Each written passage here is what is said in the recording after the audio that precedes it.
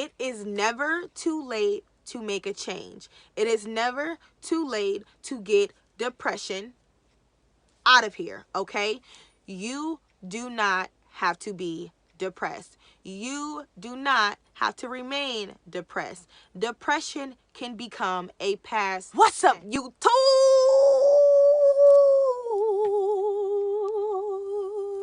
Thank you for coming to Janae's Gap Fest once again. My name is Janae, and if you haven't already, please subscribe to my channel. You don't have to thumbs up this video yet because you don't even know what it's about yet. You haven't watched it. I'll tell you the thumbs up at the end, though. Start this video off with some new information. As of last week, the FCC has officially passed a universal suicide hotline number. The number is 988. All right? You can Google it. You can look up everything regarding this passing of this universal number, but we now have a universal, basically 911 number for suicidal attempts and preventions. Again, that number is 988, and please feel free to call that number if you are ever in need. All right? Never feel ashamed. Never be discouraged. If you are at a point where suicide is an option for you, just call that number first. All right? If you really think that you no longer want to be here, call 988. All right? Remember it. Lock it in your brain. When I need help, call 988. All right? It is our universal suicide hotline number. It is a toll-free number. You can call it 24 hours a day, 7 days a week. All right? Now, by the title of this video, you know that we're talking about depression. All right? Depression is always a big discussion, right? So my take on this video is going to be about my life with depression and what life can be after depression. All right? So I'm gonna do a little story time with you guys. I'm gonna share a little bit of my life, you know, open up a little bit. For over 10 years, I know personally it's been longer than that, but I'll say 10 years for a fact. So for over 10 years, I've battled with depression. All right? I can proudly say I am no longer depressed. I have been healed from depression for almost 2 years now. And I just want to discuss like how that's possible, honestly, because remaining depressed is a choice. Being depressed is not. Becoming depressed is not. However, remaining depressed is a choice, all right? Because you have the power to overcome any obstacles in your way. Depression being a big obstacle, all right? Like I said, I have battled with depression for well over 10 years. And the earliest time that I remember myself being depressed was around like 9 or 10. I actually remember like just those feelings. Like I didn't know, you know, now we have a word for it, but as a child you don't really know that it's depression. Those were the first time I remember those feelings. I want to start off with saying, if you are depressed and you do want to heal the depression that's in you, you have to first find something that works. Find something that works for you, okay? Because everyone's process of healing is not going to be the same. And I am going to touch on how I was able to overcome depression and what process works for me. I'll get to that in a little bit, all right? But first, you want to start with finding something that will work for you. But in order to find something that will work for you, you have to be open to the process of something working. You have to believe that you can be healed from depression. If your mindset is already like, this is not going to work, I am going to be depressed, I am not going to stop being depressed, I'm going to be like this forever, nothing's going to change, unfortunately, you will be like that forever and nothing will change. Because guess what? Like I said, remaining depressed is a choice. Becoming depressed is not a choice. Getting depressed, not always a choice. But staying depressed is your choice. Because you have the power to stop all of that. You have the power to stop all of that. So now, yes, sometimes life throws things at you so viciously that you don't have time to stop that depression from coming on. You know, that's why I say getting depressed and becoming depressed is it's not always a choice. You know, sometimes, yeah, if you're really in tune with things, you can catch yourself becoming depressed again.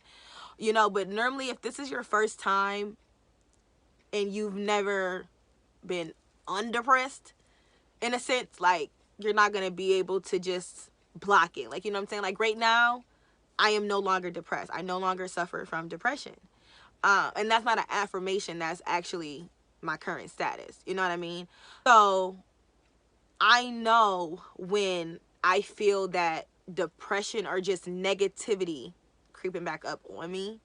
So I'm able to change my thoughts, change my mindset in general, and just change my actions going forward to help prevent myself from going back. But when you're already still in depression, you're still smothered in that depression, it's hard to get yourself out of it. You know what I'm saying? It takes a lot to be able to pull yourself out of depression. I did not pull myself out of depression by myself, but with the tools that I was provided, I was able to help myself get out of depression. You have to first want help. You have to want to be better. You have to want to be free of depression. You have to want and believe that you can be free of depression. You have to know that this process is going to work because I am open to this process working. All right. Whatever your process is, right? You have to be open that it's going to work. All right. Ask yourself, do you want help? Do you no longer want to be depressed? Do you want to be a better version of yourself? You have to start with asking yourself these questions, you know, because only you know what you want, all right? Only you know what is going to make you happy, what is going to make life easier moving forward, all right? I want you to know that depression is never, never your only option, all right? Suicide isn't either, all right? Because depression and suicide really go hand in hand. Great way to help remind yourself that depression is not your only option is to think about what life is like or what life can be like after depression.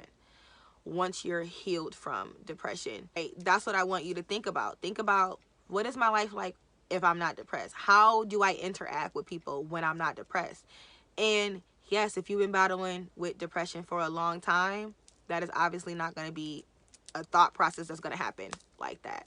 You're going to have to take some time and really think, maybe buy a journal, really a journal strictly for depression healing. You know, whatever, again, that's a process of yours. That may not be your specific process, but for people that are used to and comfortable with writing, scripting, journaling, a journal for specifically healing from depression, and your thoughts with this healing process, a journal may be a good option for you. Always know it is okay to ask for help. Again, why I gave the 988 number at the very beginning of this video. Because if you are truly depressed and you truly need help, call that number, please. Understand that there are people put on this earth strictly to help you. Use the help available to you. All right? Don't live in your pity party. Understand there are people out there that genuinely want you to be better, that genuinely do not want you to suffer, even if they don't know you. I am a person. I don't know you. I don't know who's watching my video. I don't want you to be depressed. I was depressed for over 10 years. I know what depression feels like. I know that feeling. I have always been a person that face-wise is like this: happy, smiling, excited about the next day. But inside, once I'm home, it's a different story, because I was always able to put on that mask so proudly, because I never wanted that pity party. I never wanted the 10,000 questions on why I'm like this, because at that time, I honestly didn't know why I was acting the way I was or why I was affected the way I was. You know what I'm saying? So understand that there's help out there for you. Please utilize it. Please, please, please utilize it, okay? So now I'm going to get into my story time with you guys and just on my depression and how I've conquered this journey, all right? I conquered my battle with depression through counseling or therapy, whatever you want to refer to it as. No, I did not see a psychiatrist. I only seen a counselor. or a therapist. A lot of people don't like counseling. A lot of people don't like any form of therapy, things like that. They feel like that process doesn't work. It doesn't, because you don't want it to work. So I was first put in some form of counseling at the age of 7.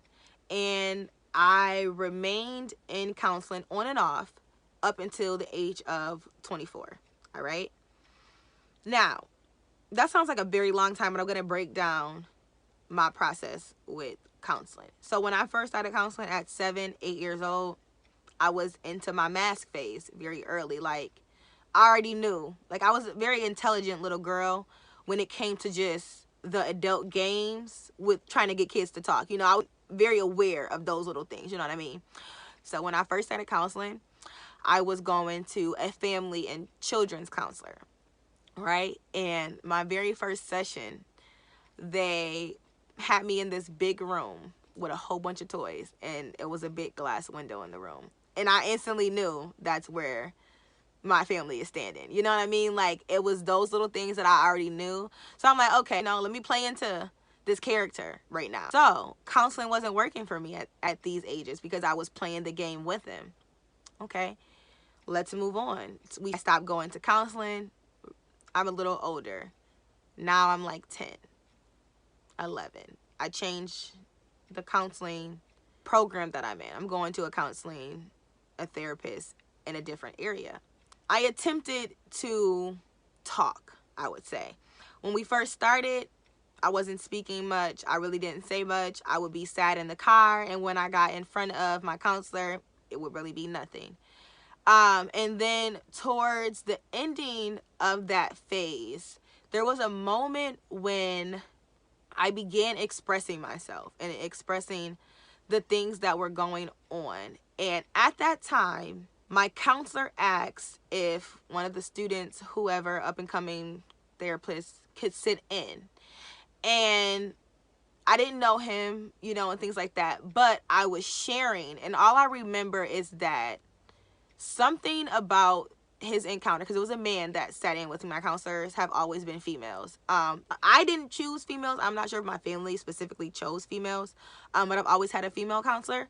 I remember there was a moment where after I basically confessed something, and after that moment, the counselors went into the hallway, and I just shut down after that. From that moment, I was not open to counseling anymore, and I completely shut myself off. And that was the end of my counseling cycle. After counseling ended, I had a big transition in my life. And then I had to change locations, change schools, change literally everything about my life. And I began to cut myself. I began to physically harm myself in multiple ways. And it was something that I hid from my family. They never knew about it, even until like adult years, when I just told them, like, you know, like, yeah, I used to cut myself. You know what I mean? Like, back then it was very serious. Like, now I look back at it and I'm, you know, I can say it so nonchalantly because, like, it's in the past and I know I'm healed from that. I know I will never go back to that stage in my life. At that time, I'm cutting myself. I'm contemplating suicide and things like that. So we get to high school. I'm 15 and family is still noticing issues in my behavior, in my actions, in my demeanor. So I get put back in counseling. Except this time, it's family counseling. Let's heal the whole family. That didn't work either. Because again, I'm still wearing my mask. I'm still perfectly fine. And just so happened, on the days I would have counseling, nothing was going wrong in my life. So I don't want to talk about it because I'm fine. Literally, like, I'm fine right now. So leave me alone. You know, and again, never open to the process, never willing to heal. And obviously not. You're 7, you're 12, you're 14. Who wants to heal themselves? We put a band-aid on it and go about our day. That's how we heal at those ages, right? Now, fast forward, I'm still depressed, still battling with it. When I was 18, while I was actively in college, I didn't feel suicidal. I was battling with depression still, but I just wasn't suicidal. So, okay, I'm 18, I'm in college, I'm depressed, but I'm dealing with it, all right? So, now I'm 20. I'm back home, I'm living my life, I'm dating, I'm dealing with relationship problems on top of whatever built up anger is in me that I'm really not aware of. At this time, I'm really not aware of what is wrong. What is the issue? What is the problem with me? I'm not. But at 20 to 21, I became suicidal again. When I actually had my first family encounter with a suicide attempt.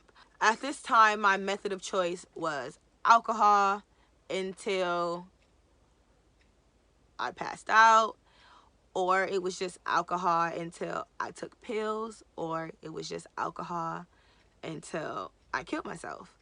And it was really hard on my family witnessing that episode because they didn't know, they did not understand how severe things were for me. I didn't know how severe things were for me, but it took the trauma of the relationship that I was dealing with to make me reach a breaking point. And it was just, enough was enough. Like, I'm already depressed. I'm not happy with my jobs. Now I have a relationship that I'm not happy in. I'm being mistreated and things like that. And I snapped, and I was admitted into the hospital, onto the psych ward, and it was not a pretty sight. It was not a happy experience for me. It let me know that you don't want this. This is not what you want. You need to find something better. You need to figure this out, you know? So I stayed there. No, I stayed there that day. I was able to leave thanks to my family, because the doctors were not letting me leave because I didn't want to talk. The doctors were not willing to do anything but put me in a paper suit and sit me the heck down in these hard little baby chairs, okay? And I say little baby chairs because, you know, when you go to a little doctor's office and they got the baby chairs, they was just adult sized but baby chairs, okay? So like they were not with it. They were like, no, you tried to kill yourself and your family stopped this process. You know what I'm saying? Like, they intervened. You were going all the way. You know what I'm saying? So they weren't trying to let me leave, you know, but being there showed me that, okay, maybe this is not your end. This is not the route you want to take. You need to figure out what you need to do. You need to evaluate yourself. So my family was able to convince them that I would be safe enough to go home. I did have conditions while going home.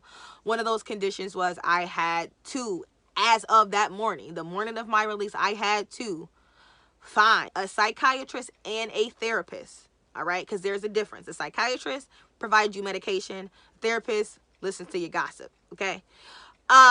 They wanted me to find both. I had to find both, or you're coming back here.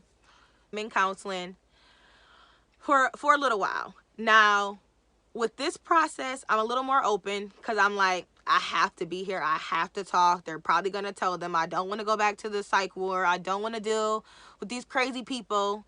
You know, that's how I'm feeling. Like, I'm like, I don't want to deal with these crazy people in the psych ward because, like, if you have ever been admitted into the psych ward and you are not psychotic, it is an eye-opener that maybe I'm not as crazy as I thought I was. And let me think about what I want to do with my life and what the heck I'm doing with my life, because being with them ain't it. Okay, it wasn't it for me. So it really opened my eyes like, yo, is this what you want? Because now that you're on your family's radar, if you do something else, you're going to end up back here. You know, so you need to think about that. And that was the main thing. Like, I was never on my family's radar. Like, they never knew I was depressed. They never knew I was so suicidal. So when I literally attempted to take my own life, like, they were like, what the frick is going on? And why is she so depressed? And like I said, everything came at, like, it was just a breaking point moment. So everything that I was going through, all of the reasons why I had been depressed, I just threw on my family. I just blurted them out. You know what I'm saying? I didn't give my family no warning. Like, it was just, She's perfectly fine, and boom, all of this has been going on in her life. All of this has happened over these years, and we never knew. You know what I mean? So I did feel bad for my family, because like it wasn't fair to them, like for me to just spring everything on them like that. But anyway, we're gonna get past that. I was in counseling. I was venting, but it was more just kind of like surface level things. So like if I had an issue that day, all right, I'll talk about it because I had an issue that day. But I'm not telling you about my childhood traumas and things. I just don't want to do that. You know what I'm saying? So I was kind of open to it, but then again, I wasn't. That didn't last very long because I'm an adult. I can stop counseling. So I kept going for like 5 months, and then I stopped. Still depressed, still dealing with all my traumas. It wasn't until I became pregnant with my daughter at the age of 22. During the middle of my pregnancy, I was asked questions by my doctor about depression, suicide, and things like that, and my history with all of those. And I was very honest with them about what I had went through, and they then recommended that I see a counselor specifically at their location, and that was just her specialty. She only dealt with mommies and mommies to be. That is it. So at that time, I'm now a mommy. I'm now carrying a daughter. So I am now like, listen, we have been battling this thing for too long. Too long. You have a daughter that you're bringing into this world. You already are dealing with enough right now, which was causing me to be even more depressed because I was dealing with so much stress while being pregnant. But you're already dealing with enough right now. You have to do something to fix this. You have to be open to this process. You are open to this process. And once I was open to the process, counseling worked. The therapy works. It really does. But you have to be open to it. You get what I'm saying? Like, I was in counseling for years, for most of my life. And it wasn't until just recently. I told you guys, I'm 25 years old. So if you haven't watched my previous videos, I am 25 years old right now. I have only been out of counseling less than a year of my life. But I have been healed from depression for almost 2 years. Okay, almost 2 years, I will say. That I have been healed from depression. So understand that your life can change at any moment. You can heal from this disease, this tumor sitting on the side of your shoulder, and you can kick it off at any time. It ain't nothing. You can get rid of it, okay? You don't have to stay depressed. It's my story with that. You know what I'm saying? Like, you really truly have to be open to for the process that works best for you. You just have to be open to it and open to it working. It is never too late to make a change. It is never too late to get depression out of here, okay? You do not have to be depressed. You do not have to remain depressed. Understand that depression can become a past tense for you. You do not have to remain depressed just because you may currently be depressed. So I am going to give you guys some affirmations for depression, all right? For people that are trying to properly heal themselves from depression, or people who are battling this depression bug. I am no longer suffering from depression. I am so happy and grateful now that depression has been removed from my life. I am healing from the traumas of my past. I forgive myself. I love myself. I am open to healing myself. I am happy to be in a better place mentally, physically, spiritually, and emotionally. And then I would like you guys to start a list. Because I am no longer depressed, I am now able to think about your life after depression. What has changed? What is different? What are you now able to do? And make a list, all right? So I feel like I've talked enough on this video. So right now I'm going to leave it at that. I want to thank you for watching and staying with me. If you do want me to discuss this topic or topics like this any further, definitely comment them down below. I have no problem getting more in depth with those. All right, so now it is my hoodie segment on this episode of Janae's Gab Fest. So I'm going to show you guys the hoodie that I am wearing today. Bel-Air Athletics. Again, another Bel-Air hoodie. So yes, this is another hoodie from the Fresh Prince himself, Will Smith. Unc Will Smith. Put some respect on his name. So yes, this is my blue Bel-Air hoodie. Now, if you do notice, it is like that faded tie-dye look. So yes, that is the look of it. No, it's not stained. That's just the way it looks. However, your girl has some bad news. So after I dropped my last video in a Will Smith hoodie, I went back on his site. I told you guys not to yell at me if things weren't on there, right? Don't get mad at me. The hoodie I'm wearing, he don't have on his site no more. Now I will say the gray hoodie he does have, but it looks a little different. And he has a burgundy one, which has yellow writing, but he doesn't have this blue one on his site. I'm not sure if it's just because he dropped a new launch that he didn't put the old stuff on there because he wants to see these products sell. So maybe after this kind of initial launching is done, they may bring those back. As of right now, this hoodie is not available to purchase on Will Smith's site, but I will still have the site link down below so you can check out his site. Like I said, he does have other hoodies available. One thing I will say is these hoodies are super soft. They're super comfy. And they really do keep me warm. You've seen me wear a lot of hoodies on this channel, and this is definitely one of my warmest hoodies. So again, I will have the website link down below so that you can check out Will Smith's site. And if you have any video topics or ideas that you want to see discussed on this channel, feel free to email me at my email of gabwithjanae@gmail.com. You seen it right there. You see it. You see it. Subscribe to this channel. Thumbs up this video. And email me if you need to. Email me if you need to talk. All jokes aside, like I said, as a person that is recently healed from depression, I truly understand what it's like to be depressed and be smothered in depression. So if you really do need someone else to talk to, some other advice, if you want to know more personal touch on what I went through, we can have a personal conversation. And I have no problem sharing my journey with you more in depth. I just kind of wanted to give a little mini version of my story, but if you do want to see me discuss that more, or if you want to have that conversation with me in private, you can definitely email me. All right, so again, thank you so much. I appreciate you for watching, and bye bye.